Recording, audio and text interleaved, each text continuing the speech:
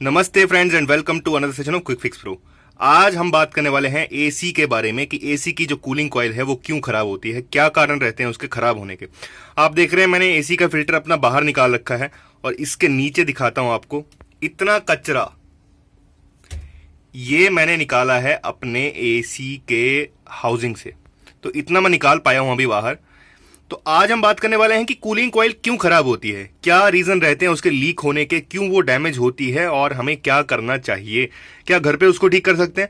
हाँ, कुछ हद तक उसको ठीक कर सकते हैं, उसका मैं आपको तरीका बता दूंगा। कुछ गलतियां जो हम लोग करते हैं वो भी मैं आपको बता दूंगा। पर सर मैं बता दूं कि इसको सर्विस करने के लिए आपको डैशबोर्ड खैर खोलना पड़ता है पूरा, अगर आपको सही तरीके से करना है तो। नहीं तो आपकी लीकेज 100% 3 या 4 साल में आ ही जाएगी। तो चलो वीडियो शुरू करते हैं। तो सबसे पहले तो आपको बता दूं कि आपके जो एसी फिल्टर की जहां पे लोकेशन रहती है यहीं पे कूलिंग कॉइल आपकी लगी रहती है। अब इस कूलिंग कॉइल में होता क्या है, जब हम फ्रेश एयर वेंटिलेशन मतलब फ्रेश एयर जब लेते हैं बाहर से, उस टाइम पे साथ में कुछ कचरा भी अंदर फंस जाता है, मतलब आ जाता है। पत्ते वत्ते हो गए छोटे मोटे, है ना। ये देख रहे हैं कितने सारे इकट्ठे हो रखे हैं मेरी कॉइल के पास में।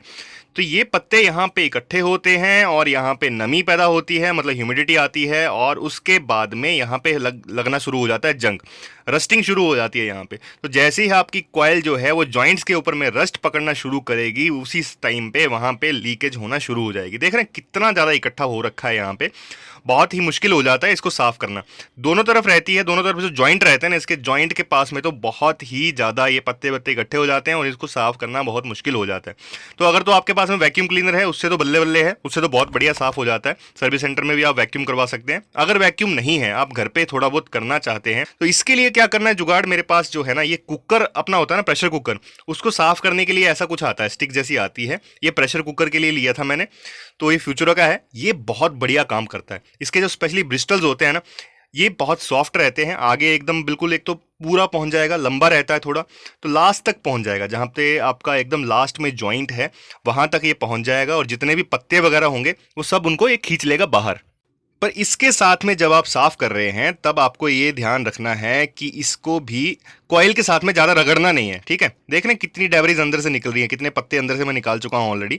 तो ये बहुत बड़ा कारण बनते हैं जंग का। ये जो प्रेशर कुकर वाला जो क्लीनर है ना, किसी भी बर्तन की दुकान में, मतलब कहीं पे भी जब जहाँ पे आपको बर्तन मिलते हों, यूटेंसिल्स मिलते हों, उस शॉप में बहुत ईजिली अवेलेबल हो जाता है ये, तो आप आराम से इसको खरीद सकते हैं।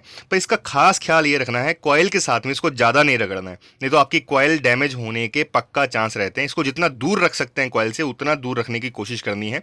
अगर पास में लेके जाना है कॉइल के, मतलब एकदम कॉर्नर में साफ करना है, तब भी ये कोशिश करनी है इसको ज़्यादा रगड़े नहीं आप।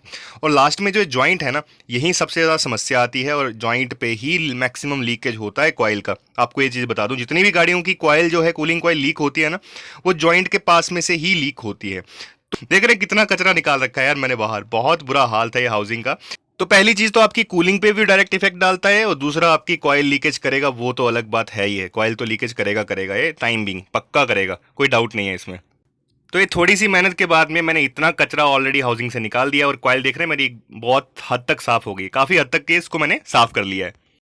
तो आशा करता हूँ ये छोटी सी वीडियो आपको पसंद आई होगी। मेरी वीडियोस को लाइक करने के लिए, मेरे चैनल को सब्सक्राइब करने के लिए आपका बहुत बहुत धन्यवाद। मिलते हैं अच्छी सी वीडियो में, तब तक के लिए जय हिंद, जय भारत।